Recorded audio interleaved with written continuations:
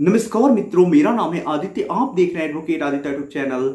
जब भी किसी पति के ऊपर भारतीय दंड संहिता की धारा 498 ए के तहत उसकी पत्नी झूठा मुकदमा दर्ज करा देती है, तो ऐसे में जो पति जिसके ऊपर झूठा मुकदमा दर्ज हुआ है वो काफी ज्यादा परेशान हो जाता है और इन्हीं सब परेशानी में वो कई ऐसे गलत कदम उठा लेता है जिसकी वजह से पति को बड़ा नुकसान हो जाता है। तो आज के इस वीडियो के माध्यम से मैं आपको एक ऐसे जजमेंट के जरिए जिसमें पति ने एक गलत कदम उठाया है जिसकी वजह से पति को नुकसान हो गया है, वही चीज आपको बताने वाला हूं। तो आज मैं आपको भारतीय दंड संहिता की धारा 498 ए में पति के द्वारा उठाए गए गलत कदम के बारे में आपको बताने वाला हूं और आपको भी मैं समझाने वाला हूं कि आपको ये कदम नहीं उठाना है, आपको ये गलती कभी नहीं करनी है, अन्यथा आपको भी बड़ा नुकसान हो सकता है। तो चलिए अब इस जजमेंट के बारे में जान लेते हैं और जो चीज मैं आपको समझाने चाह रहा हूं वो भी हम समझ लेते हैं। तो चलिए वीडियो को शुरू करते हैं। ऐसे स्टूडेंट जो क्लैट 2022 की तैयारी कर रहे हैं उनके लिए एक सुनहरा अवसर ओली बोर्ड लाया है, free mock test for CLAT 2022। तो अगर आप क्लैट 2022 की तैयारी कर रहे हैं और ये फ्री मॉक टेस्ट देना चाहते हैं तो इसके लिए आपको डिस्क्रिप्शन में एक लिंक मिलेगा, उस लिंक पे क्लिक करके आप जो स्क्रीन पे पेज दिखाया जा रहा है वहां पहुंच सकते हैं। सबसे पहले आपको साइन अप करना पड़ेगा, फिर आपको लॉगिन करना होता है। या तो आप गूगल पे क्लिक करके डायरेक्ट लॉगिन हो जाएंगे या फिर आप अपना ईमेल आईडी, मोबाइल नंबर और पासवर्ड डाल के साइन अप कर सकते हैं। फिर आपको लॉगिन करना होगा। जब आप लॉगिन कर लेते हैं उसके बाद आपको एक पेज मिलेगा जहां पे आपको टेक टेस्ट पे क्लिक करना होगा। जब आप इस पे क्लिक कर देते हैं उसके बाद आपको फिर यहां पे स्टार्ट टेस्ट इन क्लैट पे क्लिक करना होगा। जब आप यहां पे क्लिक कर देते हैं उसके बाद आपका टेस्ट स्टार्ट हो जाएगा। आप जो भी क्वेश्चन आपसे पूछे जाएंगे यहां पे स्क्रीन पे दिखाई देंगे और उसका विकल्प भी आपको वहीं पे मिलेगा। आपको ऐसे ही जो भी आपके सामने क्वेश्चन आएंगे आपको उसका जवाब देते जाना है और लास्ट में आपको सबमिट बटन पे क्लिक करना है। जब आप क्लिक कर देते हैं उसके बाद आपका रिजल्ट आपके सामने आ जाएगा। इससे आप अपनी गुणवत्ता जान पाएंगे कि आपकी तैयारी किस स्टेज तक पहुंची है। तो अगर आप क्लैट 2022 की तैयारी कर रहे हैं तो ओली बोर्ड की मदद से ये टेस्ट जरूर दीजिए। इससे आपको पता चलेगा कि आपकी तैयारी कहां तक पहुंची है। आज के जिस जजमेंट के बारे में मैं आपको बताने वाला हूं वो जजमेंट जो क्वेसिंग का एप्लीकेशन दिया जाता है 482 सीआरपीसी के अंतर्गत, उससे संबंधित जजमेंट है। और ये जो जजमेंट आया है वो राजस्थान हाई कोर्ट के द्वारा आया है और ये judgement Subhash Kumar versus State of Rajasthan के केस में आया है। अब देखिए, इस मामले में होता कुछ ऐसा है कि जो पत्नी होती है वो अपने पति और पति के घर वालों के ऊपर भारतीय दंड संहिता की धारा 498 ए, 323, 406, 354 और 377 में एफआईआर दर्ज करा देती है। जब एफआईआर दर्ज हो जाता है उसके बाद जो पुलिस होती है वो इन्वेस्टिगेशन करती है और कोर्ट में चार्जशीट लगाती है।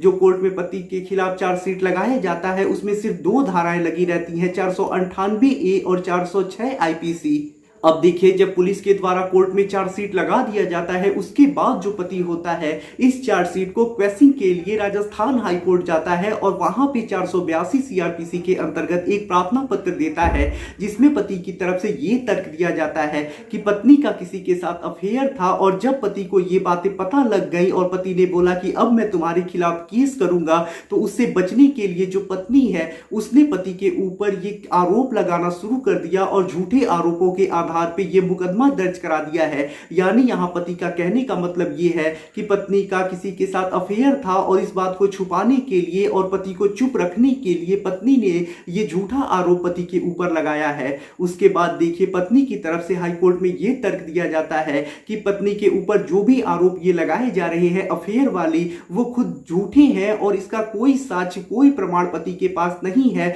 पति सिर्फ मनगढ़ंत बातें बता रहा है और झूठे आरोप लगा रहा है। साथ ही साथ पत्नी को मारा पीटा जाता था, परेशान किया जाता था, दहेज मांगा जाता था। इन सब वजहों से पत्नी ने यह केस दर्ज कराया है। उसके बाद देखिए जो हाई कोर्ट होता है पूरे मामले को देखता है और हाई कोर्ट यही कहता है कि पति के पास कोई ऐसे साक्ष्य नहीं है, कोई ऐसा प्रमाण नहीं है जिससे कि पति ये बात अपनी साबित कर पाए कि पत्नी का अफेयर था और जो मामला है वो गलत है। साथ ही साथ ये जो भी पत्नी ने आरोप लगाए हैं उनसे प्रथम दृष्टया मामला भी बन रहा है, तो ऐसे में ऐसा ये जो मामला है उससे 482 सीआरपीसी के तहत रद्द नहीं किया जा सकता है और पति का जो क्वेसिंग का एप्लीकेशन होता है हाई कोर्ट उसे रिजेक्ट कर देता है। अब देखिए यहाँ पे पति का बड़ा नुकसान ये होता है कि पति हाई कोर्ट जाता है, पैसे खर्च करता है, काफी समय लगाता है, मेहनत करता है, काफी सोचता विचारता है और सारी चीजें बेकार चली जाती हैं। अब यहाँ पे देखिए पति यही गलती कर देती है कि बिना सोचे समझे 482 सीआरपीसी के अंतर्गत हाई कोर्ट में प्रार्थना पत्र लगा देते हैं और वो रिजेक्ट भी हो जाता है, पति का नुकसान भी हो जाता है।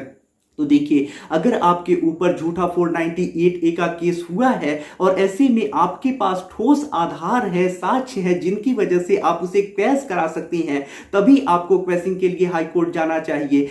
या फिर अगर जो एफआईआर हुआ है, जो उसमें बातें लिखी गई हैं, उन बातों में कोई गड़बड़ी है, कोई स्पष्ट आरोप नहीं लगा है, जो आरोप लगे हैं वो सामान्य आरोप लगे हैं, तब आपको क्वेशिंग के लिए जाना चाहिए। या फिर जो एफआईआर में स्टेटमेंट है या फिर अन्य जो भी चीजें हैं वो गलत है, तब आपके पास उनको गलत साबित करने का साक्ष्य भी है, तभी आपको हाई कोर्ट जाना चाहिए। तो अगर आपके पास कोई ठोस प्रमाण हो जिससे कि आप झूठा 498A को क्वेश करा सकते हैं, तभी आपको क्वेशिंग के लिए हाई कोर्ट जाना चाहिए, अन्यथा आपको लोअर कोर्ट से ही मुकदमा लड़के अपने आप को बरी कराने का प्रयास करना चाहिए। अगर पति के पास कोई अपने जो मुकदमा दर्ज हुआ है उसे क्वेश कराने का ठोस आधार नहीं है, कारण नहीं है, तो ये आप समझ के चलिए कि आपका क्वेशिंग के लिए जाना बेकार हो जाएगा, आपका क्वेशिंग का एप्लीकेशन रिजेक्ट होगा और इससे आपका बड़ा नुकसान होगा कि आपके काफी पैसे खर्च हो जाएंगे, समय बर्बाद हो जाएगा, मेहनत बर्बाद हो जाएगा और आपको एक जगह से हार भी मिल जाएगी, जिससे पत्नी का मनोबल भी बढ़ जाएगा और आपका मनोबल डाउन हो जाएगा, क्योंकि आपका हाई कोर्ट में क्वेशिंग का एप्लीकेशन रिजेक्ट हो चुका है। तो इससे पत्नी का मनोबल बढ़ेगा और आपका मनोबल घटेगा भी। तो ऐसे में जब आपके पास ठोस आधार हो तभी आपको क्वेशिंग के लिए जाना है, अन्यथा आपको लोअर कोर्ट से मुकदमा लड़ना है। और इस जजमेंट के जरिए मैं आपको यही चीज समझाने का प्रयास कर रहा था।